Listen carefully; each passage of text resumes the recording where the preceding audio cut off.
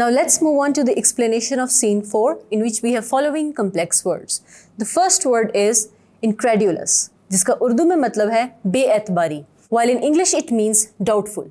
The second word is astounded, जिसका उर्दू में मतलब है हक्का बक्का करना, while in English it means surprised. The third word is peasant, जिसका उर्दू में मतलब है किसान, while in English it means farmer. The last word is appalled, जिसका उर्दू में मतलब है हैरत ज़दा, while in English it means shocked or disgusted. So basically, scene 4 focuses on the discussion between Arthur and Norma. They were constantly discussing about Glassdoor and that proposition. So in this scene, it is shown that Norma is actually fantasizing that she can use that money to fulfill her dreams. And she was constantly discussing that with her husband.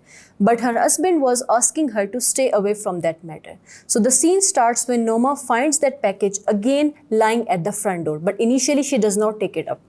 Rather वो कुछ देर के लिए kitchen चली जाती है और फिर शाम को वापस बाहर आती है और उस पैकेज को ले जाती है.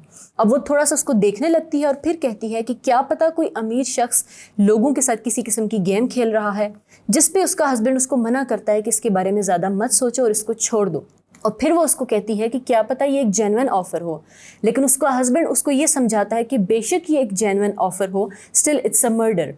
और वो उसको समझाती है कि ये मर्डर कैसे हो सकता है, because somebody who is anonymous to them would die, यानी जिसको वो नहीं जानते होंगे.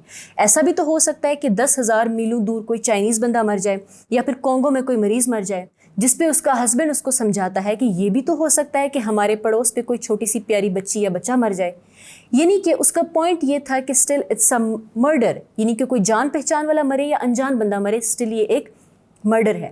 लेकिन फिर वो इस पॉइंट पे नहीं राज़ी होती, बल्कि वो उसको कन्विंस करने के लिए ये कहती है कि we can use that money to buy a cottage, और हम यूरोप का एक ट्रिप कर सकते हैं. जिसके बाद उसका हस्बैंड काफ़ी गुस्से में आ जाता है और फिर वो उसको कहता है कि मैं ये डिस्कशन अब नहीं करूँगा, और यहाँ पे सीन 4 ख़त्म हो जाता है. I hope you have understood the explanation of scene 4.